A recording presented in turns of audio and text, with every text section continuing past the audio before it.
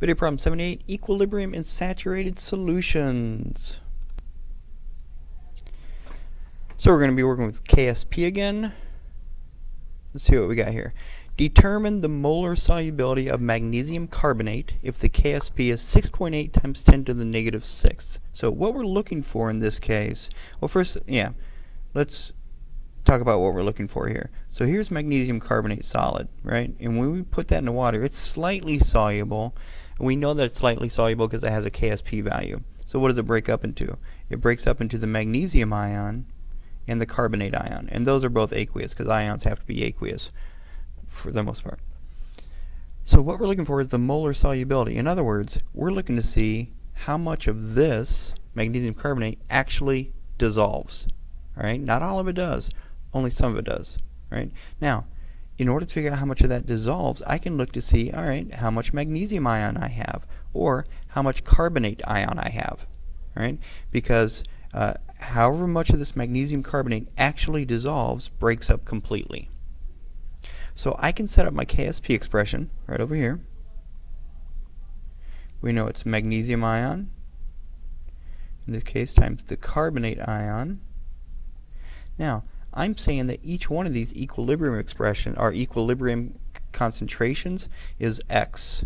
So that means that 6.8 times 10 to the negative 6, which is KSP, is equal to x times x, right? So that means the square root of 6.8 times 10 to the negative 6 is equal to x. So let's plug it into the calculator, see what we get. Where's my square root? Right there. Square root of 6.8 times 10 to the negative 6. I get a value of, for my x, 2.61 times 10 to the negative 3rd. Right? And that's going to be molarity. So we can say the molar solubility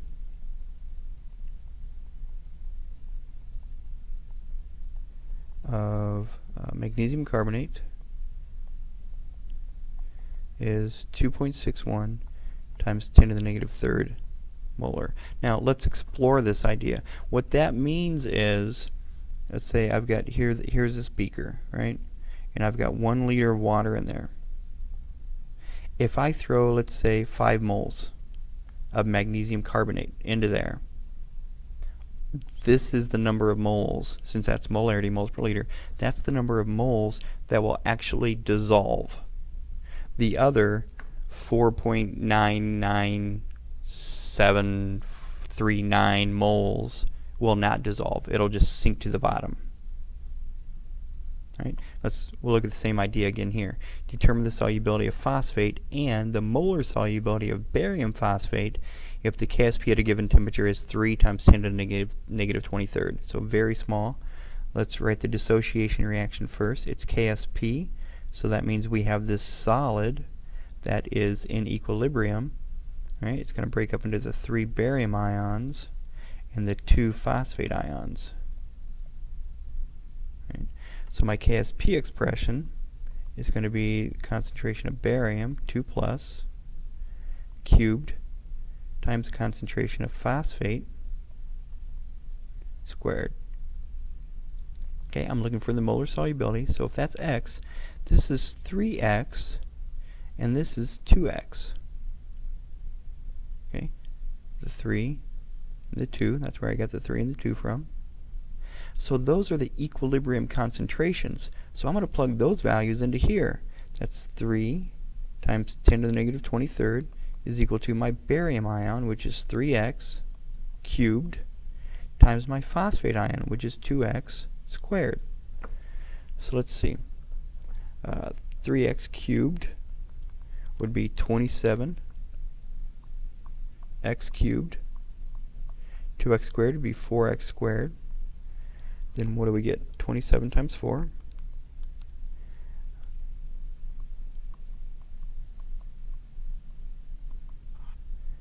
So that's 3 times 10 to the negative 23rd is equal to 108 x to the 5th.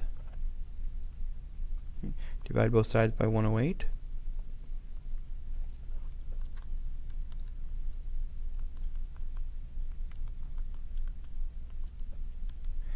And I get 2.78 times 10 to the negative 25th. I'm going to take the fifth root of both sides.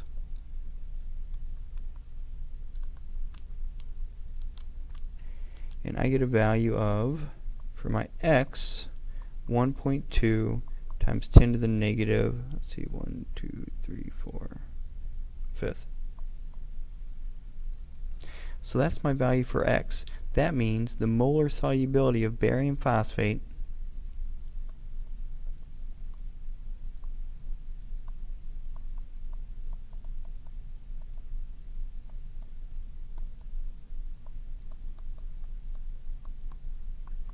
is 1.2 times 10 to the negative fifth molar.